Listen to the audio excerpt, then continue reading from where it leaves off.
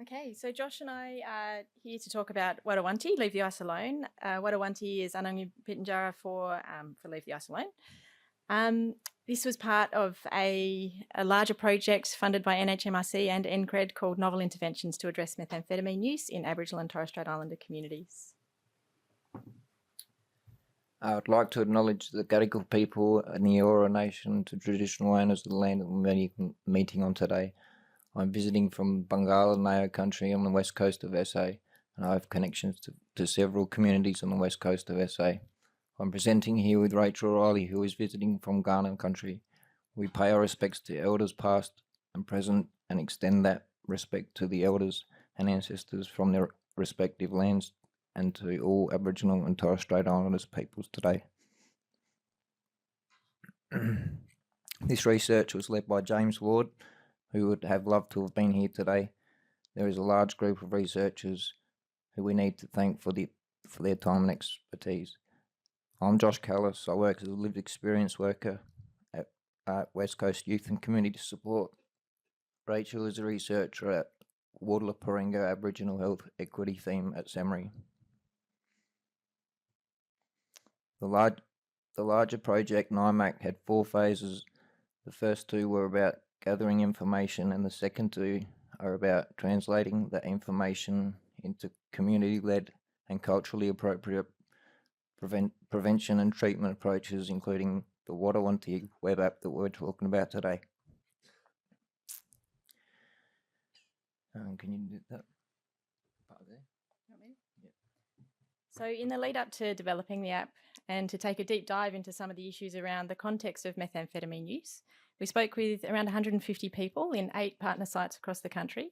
There were 3 groups: people with experience of use, their families and community members, and service providers. We analysed the data in various ways, and it helped to guide the prevention activities and the development of the web app. But one of the gaps that we felt we hadn't addressed in that work was understanding the perspectives of peers specifically. Peers had already played a key role in recruitment to all aspects of the NIMAC project, and they played a part in the interpretation of data, but we hadn't captured their perspectives directly. So to address that gap, we did a little project where we conducted some in-depth interviews with Aboriginal and non-Indigenous peers working in various contexts to understand their experiences of lived experience peer work. The data were analysed thematically, and we found that when talking about the value that peers perceived in their work for themselves and for others, they spoke about the credibility that they had because of their life experience, which meant that they could create deep connections with the people that they were working with. The work, they said, could be satisfying and healing for the peers themselves, and just through the example they set, they act as important role models. So these themes are illustrated here. People felt comfortable talking to them. The second quote there shows that how they see themselves in a positive way and their own work in a positive way, and that they can provide hope through their example. Probably not enough time to stay there too long, so we'll move on.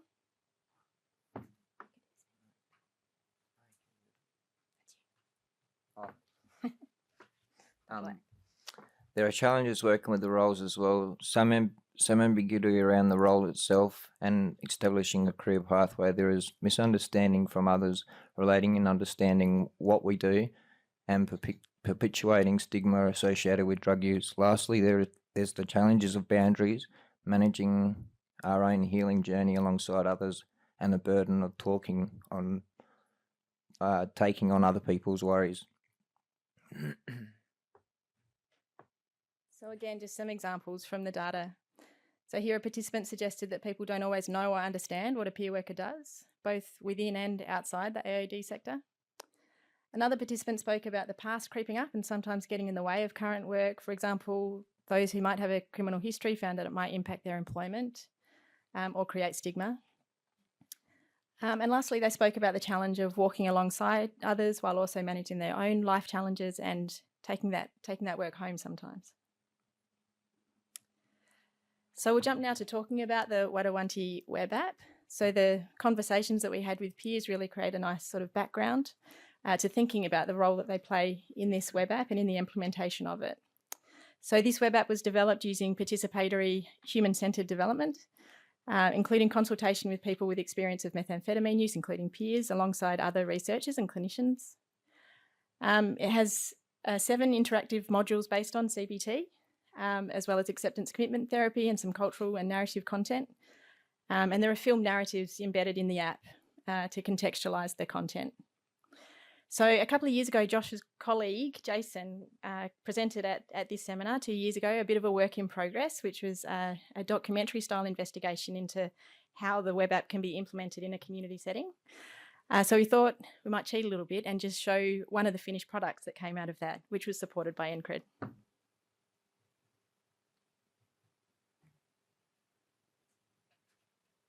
you hear it? Hopefully there's sound. Yeah. Wada Wanti, translated in English, means leave the ice alone, and is the title for this evidence-based therapeutic web app that was developed to assist Aboriginal and Torres Strait Islander people to stop or reduce their use of ice. It also supports harm minimisation when using and helps to overcome barriers like stigma when accessing the health services. Starting in 2016, researchers from the South Australian Health and Medical Research Institute, SAMRI, and the University of Queensland worked with the Port Lincoln Aboriginal Health Service and West Coast Youth and Community Support on Nao Bungala country, along with other First Nations people around Australia, to help develop the web app based on quantitative and qualitative research with around 1,000 participants nationally. My name is Jason Ramp. I'm a First Nations filmmaker and a Nao man who works at the Healing Circle in Port Lincoln, South Australia. With the assistance of an NCRED scholarship, I have shot documentary-style interviews with both clients and lived experience workers over the period of a year, to help better understand how Wada Wanti might be used in a real-world context. Also to see how Wada Wanti fits into the context of a health service that is busily responding to a range of diverse, different needs. The good thing about having someone with lived experience that has looked at the app and can go through it with a client can actually pause it if the client looks uncertain what that meant, or didn't understand something about the app. You can pause it and you can actually sit there because you know yourself that you can answer the questions that they're going to ask you. Overall, participants in the research describe using methamphetamine recreationally first, but it soon escalated to become a problem for them, often caused by complex and traumatic life events. Once you've shot up, you're not going to go and swallow it compared to shooting up, you know what I mean? It's just, once you've had that first rush and that feeling, you're just constantly trying to chase that. There's a lot more to it than that. There's an actual underlying fact for why I used to take drugs. That was just to try and cover things that happened to me when I was younger. Because I still haven't dealt with a lot of things. Drugs was my way of dealing with them. The web app was found to be a useful tool for counselling, and something that could fill in some of the gaps in current services. Using the We Can Do It app with Kenny was pretty good because I'd already used it, so it was good to be able to sit and watch somebody do it, and if they had any trouble they could ask me what to do, and working through it with somebody else was good too, because I could see how they dealt with it as it come up, if it was straightforward for them.